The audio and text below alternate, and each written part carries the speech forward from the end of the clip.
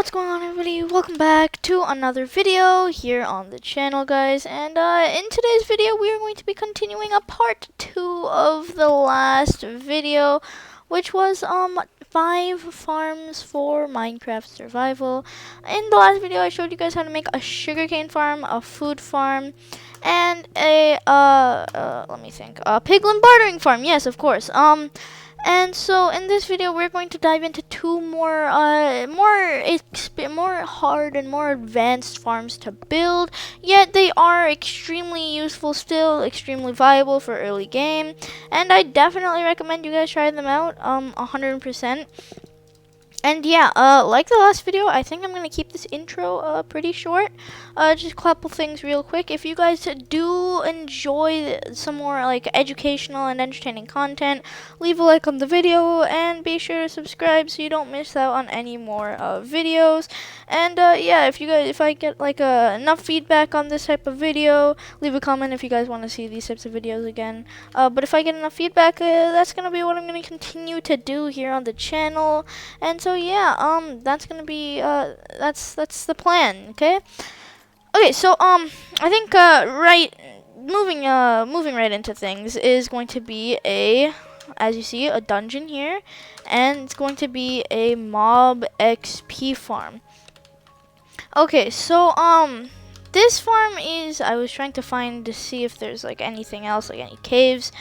I don't know what I'm doing. Deep slate, I think I need. Yes, okay. So I am just going to fill this in real quick. Pretend that nothing happened over here, and that'll like help you guys, know how to like work. You don't need any of these things. It's still super simple to build this farm. And yeah, let's dive right into our spawner XP farm. Alright, so moving right into things, we are going to be just starting off, especially in survival Minecraft. Just place a couple of torches on top of the mob spawner. Loot the chests if you wish. You are going to be destroying them later. And yeah, then you're going to be what you're gonna do is you're gonna just dig 2 blocks underneath the mob spawner, and then start hollowing out the area so that it becomes a 9 by 9 room that you can build like your collection system for the skeletons or whatever mob you are using. So yeah, just start hollowing out a space. One thing is, just on the topic of mob farms, skeletons are easily the best spawner type that you want. You also just saying you want to have the spawner centered. That's why I was placing a few blocks. I dug too much. And I am in survival Minecraft while doing this, by the way, so it is not going to take you that long at all. If you have relatively decent gear, it should not take you that long. Again, skeletons are easily the best mob that you should be farming, because zombies won't give you that much good stuff other than the XP, and I'm pretty sure skeletons give more XP or something like that. I don't know. Even if they don't, skeletons give you bones and arrows, each of which are better than rotten flesh. Even arrows, they're definitely more preferable to rotten flesh. And yeah, so once you finish hollowing out, we're going the area, we're going to move on to the next Alrighty guys, stage. so as you guys can tell, that did not take too long at all. It was definitely not too long. So now we are going to move on to the next phase. I did forget to mine out 1 extra layer, so again, will not take long at all. Ooh, cave. Okay. Yeah, but just one extra layer, it's not gonna do anything. It literally does not matter at all.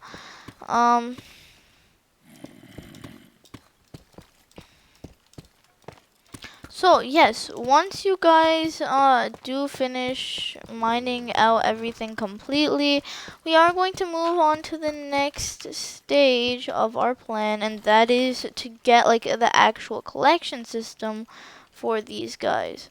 I am going to actually throw away all of this junk because I am in creative and I do not need this loot, especially cursive binding books, not really my thing. We do want the water bucket though, for obvious reasons, and we can keep a little bit of blocks on us, cause why not, why not?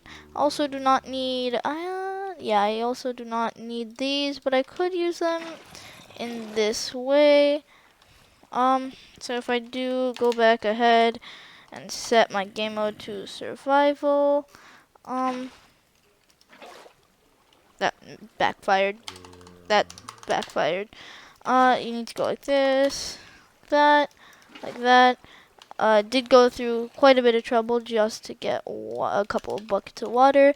Okay, but now you do have, so what you want to do is you want to create an infinite water source. And to do that, you will, pretty much, you just need to place a bucket right here in the corner of the room, and then a bucket just skipping one block over. Then this middle block will become an infinite water source, and you can use that to fill in the remaining blocks in this row. And now you have this perfectly aligns to the end of the row, except for the exception of one block, and that is exactly what you want. You're going to go ahead and mine out this. Just place some water there in like this little ditch that you dug. Yeah, and there is actually, yeah, there is the cave is right over there on this on the side that was facing the water. So I'm gonna place the water facing the other way so that we can actually have an area to dig out, because we will need an area to dig out in order for this to work. And also one more thing is that you want to place an extra bucket of water like right there, so that there's two source blocks, which that'll transition smoothly into the so that there's an extra block of water just like going into the hole that you dug. Place a double sign to block off that water, and then dig up 25 blocks in total, so that you then have a total of 27 blocks up. And then what you would do is you would place a block right below you at the top, and then place water at the very top of that like column. Then you'd want to break all the temporary blocks, place a piece of soul sand at the bottom, and then fill up the bubble vader with kelp, and then destroy the kelp. This then makes a bubble vader, which then you can the mobs will just go into the bubble vader, and they will just be taken straight up to the top of the stream. And the next step is to actually dig out an extra 3 blocks, place a sign, and start digging down 23 blocks for a total of 25 blocks. What this does is the mobs will then fall and take all but half of a heart of damage, and it'll be extremely efficient when you're swinging away at them and trying to eliminate them as fast as possible. Dig out a little chamber, but do not dig towards the water, or else, it's just gonna mess up the entire bubble vader and everything. I went back and fixed the bubble vader, not that big of a problem, but just make sure you dig out a small area. So you're just going to build your storage system, place a double chest, place a hopper leading into it. The hopper is going to be where the mobs are going to fall. Dig out the rest of the area so that it's even to the hopper, and then place 2 blocks as cover and then 2 slabs underneath. And voila, your chamber is 100% ready and finished. Now it's time for the last and arguably best part of building a spawner. You're going to dig back to where the spawner is, and then break all the torches, and then your spawner is 100% ready to go. You will want to test it out real quick, and yeah. So that was our Minecraft 1.18 skeleton and zombie, really any type of mob. It was our spawner design, and again, that farm was extremely simple, and it was probably more useful, if you will, than some of the farms in the last video. But now this is going to be another farm. I think this is probably the best food farm that you could have, especially early game. Okay, and I'm just gonna say this is going to be definitely the most expensive farm of all of the farms shown in this 2-part video. And it's gonna be a little bit later until you can afford this farm. Until then, I would recommend using the crop farm showed in the last video. But yeah, so this farm is going to be a melon or a pumpkin farm, whichever you choose. These are going to be the resources needed for this farm. 128 temporary blocks, glowstone, redstone. This is the exact amounts of everything, by the way. So glowstone, redstone, a minecart with hoppers, some rails, hoppers, powered rails, chests, observers and pistons, any type of slab, a water bucket, melon or pumpkin seeds, and then 11 redstone torches. So yeah, it's definitely a little bit more expensive. The observers and pistons, the rails. I mean, these you can probably, at least these you can get from mine shafts, but this is going to be pretty expensive. These are going to be expensive. These are going to be expensive. I don't know where you're going to find 40 pumpkin seeds if you don't already have a pumpkin farm set up. Yeah, so this is pretty expensive. However, I really do like this farm. So this is a little bit more for the later game, or like, not even late game, like mid game, we can say. A little bit more for that type of world and players. But yeah, this is the materials needed for this melon and pumpkin farm. So let's get into it. So the first step in this farm is, you guessed it, digging. Yep, we have some more digging to do. So we're going to just dig ourselves a 9 by 10 hole. So you're gonna dig this middle block. Actually, wait, there's water here. We don't want water. Let's go over here and build this. You're gonna dig a 9 by 10 hole like this. 1, 2, 3, 4. 1, 2, 3, 4, 5, 6, 7, 8, 9. 2, 3, 4. 1, 2, 3, 4, 5, 6, 7, 8, 9. And go back and connect the holes. You have to dig out everything in the middle, and oh yeah, did I mention that it's going to be 2 blocks deep? Yep. These farms always have a bit of digging at the start, but you know, it's definitely worth it in the grand scheme of things. And you know, in order to build a lot of stuff in Minecraft, digging is necessary. But now when you have this less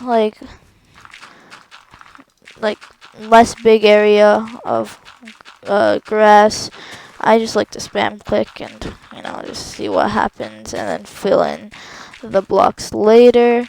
Especially if you do have like a diamond shovel or something, like a netherite shovel, some sort of, even an efficiency like 1 diamond shovel I think can insta break dirt. Maybe efficiency 2, I'm not really sure. And yeah, so once you got this uniform area of dirt, I am going to replace this dirt or the stone with dirt.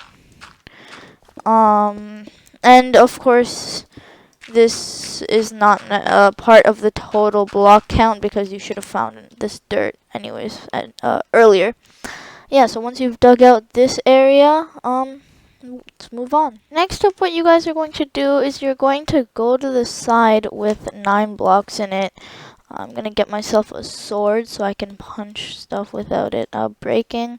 1, 2, 3, 4, 5, 5, 6, 7, 8, 9. And you're going to skip this block and then go and break these 4 blocks like so. And if you want easy access, you can break these blocks as well. So then what you would do, you would break these 2 blocks as well. Again, just for the niceties, I'm going to replace it with dirt. And you're going to bring out your 2 chests and place them like so. Now you're going to, so this is going to be the collection system if you guys have not already guessed. And yeah, now you're going to come back here. So once you have finished with this collection system, you are going to have to place another 2 hoppers like so. Always, you can double check the link. I threw an item into each hopper. I received 2 hoppers back. So you know everything is working perfectly fine. You're gonna skip a block here and dig down a 2x1 hole, all the way across this area, like so. And now you're going to start placing the actual redstone. So you want to place a redstone torch in each uh, block. That's 10 redstone torches, and you go ahead and cover up this area once more, like so. So everything looks nice and uniform. Come here, back to this side. So you have 1, 2, 3, 1, 2, 3, 4, 5. Wait, 1, 2, 3, 4, 5. Going to take this block, dig down to also 1, 2, 3, 4, 5. It's the same on either side. Um, right? 1, 2, 3, 4, 5. Whatever. It's this block right here. You place redstone torch, cover it back up, and you have used up all your redstone torches. So now it's going to be time to start doing the railing. So the next step in this process is the railing. So what you're going to do, you're going to place yourself 3 normal rails followed by 3 powered rails and another 3 normal rails. Then you're going to come over here and start with these rails. So you want to place 2 2 rails, and then another 4 powered rails, and then 5 in total. So 1, 2, 3, 4, 5. That was 5, like so. As you guys can see, this is literally the same thing on either side. If you guys just don't look at this, it's the same thing, just mirrored. And what you're now going to do is mirror this side all the way here. Until you can connect with that. So you've placed this, you're going to place 3, another 3 plus a loop, so that's 6, and then now it's going to be 4.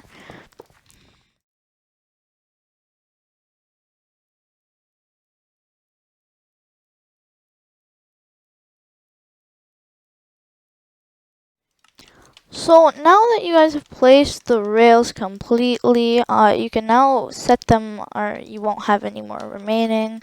And you want to take your hopper minecart and push it along. It's not going to ever like stop now. It's always going to be there. And now what you're going to do is you're going to fill this area back up.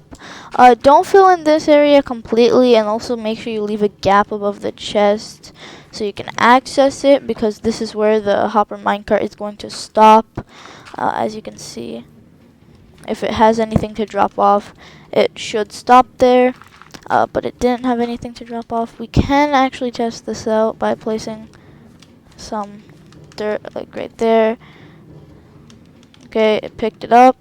And now we can just test this out real quick, make sure everything's working smoothly. And in the meantime, what you're going to do is going to place these blocks like so. Just fill in this entire area back up, so no one will see this hopper minecart goodness just running around in the at the bottom.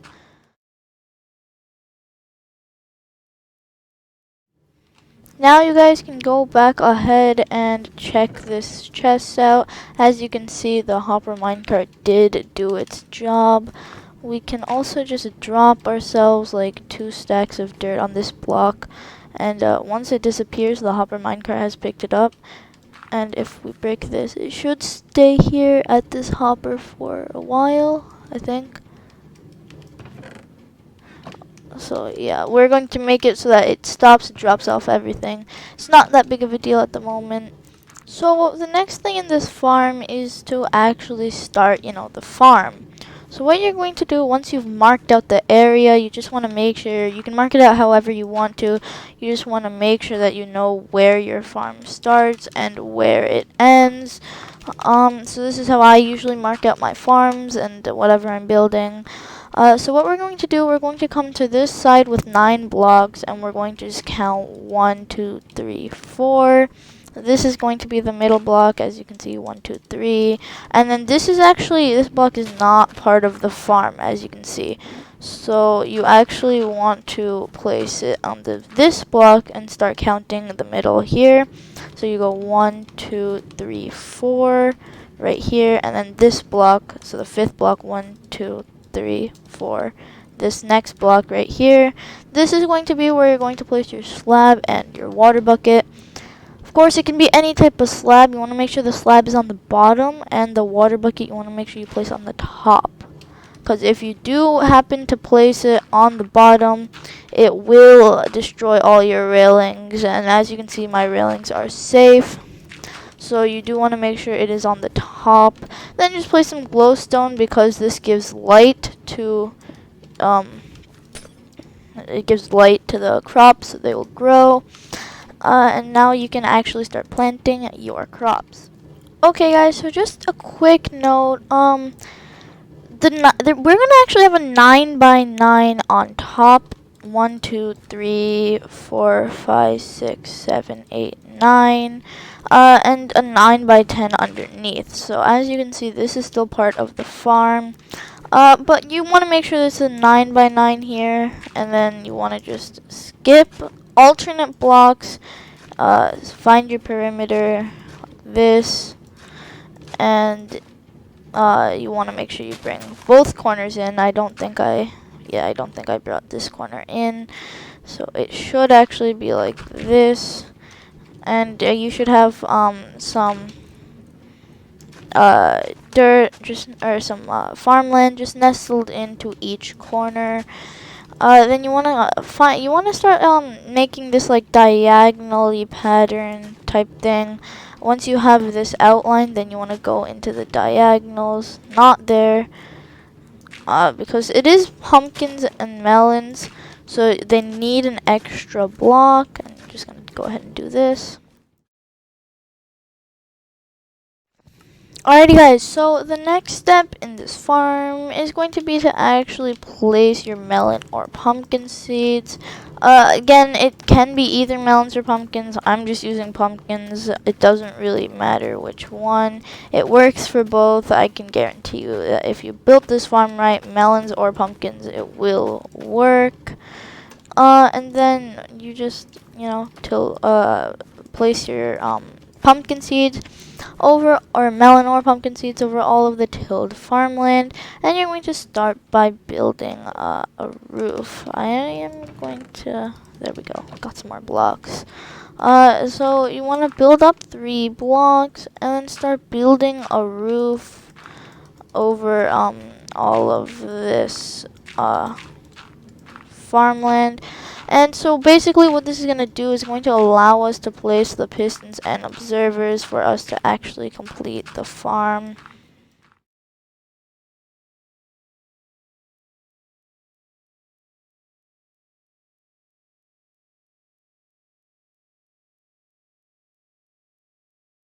The next step in this farm, after you have removed the corner markers and made it so that this is like only above the farmland, you're then going to move on and start placing your pistons and observers.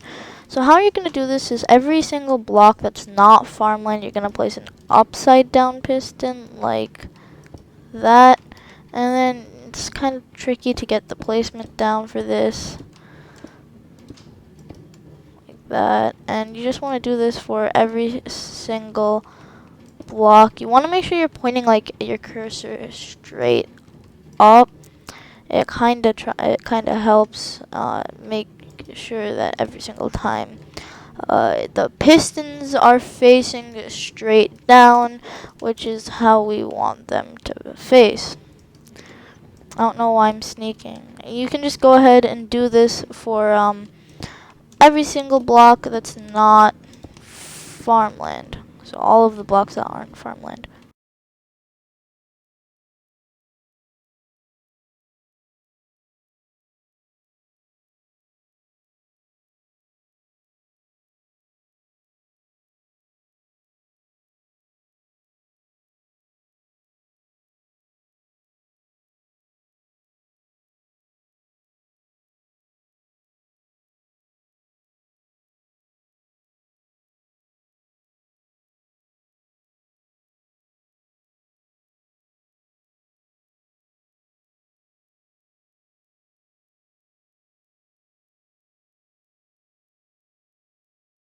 Once you've gone ahead and done that, you can double check it by making yourself a trapdoor, and by just making yourself small, and then going and making sure that every single block has a piston. And once you have gone ahead and made sure that that is perfectly fine, you can move on to the next stage, which is placing the observers. First things first, however, you do want to go ahead and remove your roof. This will again make it extremely easy to double check, make sure that you didn't miss any blocks. And you want to be very careful, make sure, especially if you're in creative mode building this, I don't know why you would be, but if you are, make sure you don't break any pistons, because it is extremely tedious to go ahead and place them again. Yeah, so be careful as you're breaking the blocks, and now you can double check everything is perfectly fine, and you should have this grid right here. Now you're going to go ahead and place your observers down, and you're going to place them like this, not like that, that was a mistake. You are going to want to make sure you do not jump on these pumpkin seeds, but you want to place your observers facing on top of the pumpkin seeds. Don't know why. Okay, there we go. So that the redstone outputting side of the observer is actually like... sometimes you have to click multiple times. I don't know why. I don't know where this went either. So, yeah, okay. Just place all of the observers facing up.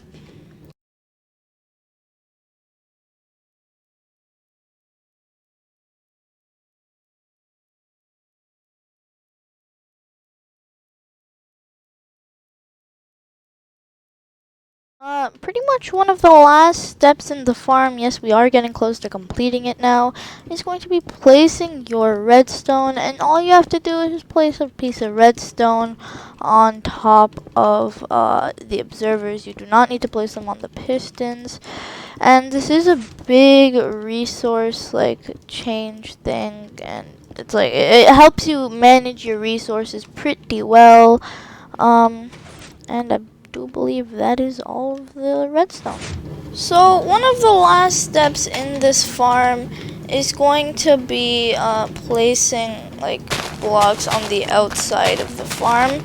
And so what this will do is it'll help make sure, and it'll help contain these melons or pumpkins from growing outside of the 9x9, and you want them to again stay inside the 9x9. So this is why you're going to be placing blocks. Really doesn't matter which block you do decide to place. Glass is a nice touch, I would say, but yeah, again, it doesn't matter. You can always view your pumpkins, and if you have glass, and as you can see, it is working nicely already. Voila, that is your finished melon and pumpkin farm. If you do want to, you can go ahead and bone meal all of the pumpkin seeds, so it doesn't take too long. But it's not going to take that long either way. As you can see, there's already a seed that is approaching full growth. And yeah, this pumpkin farm and melon farm is extremely simple to interchange. All you do is, break the pumpkin seeds and replace them with melon seeds.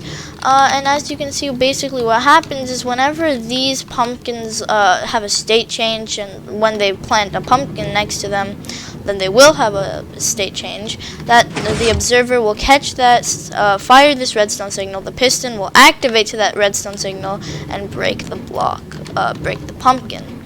And as you can see, if you come down here, none of the pumpkins are actually harvested yet, but as they will, I do have my 2 stacks of dirt now, and as you see, it will come back to this chest eventually. It won't take too long. You can decorate this farm however you would like to. It doesn't matter at all. You can build it in a wall. It really doesn't matter as long as you don't block the redstone signal. So that is going to be it, everybody, for this video. This video took quite a while to make, so if you guys did enjoy it, please be sure to leave a like rating down below and subscribe with the bell turned on so you don't miss any more educational yet entertaining videos. I hope you guys did enjoy this video, and I will catch you guys in the next one.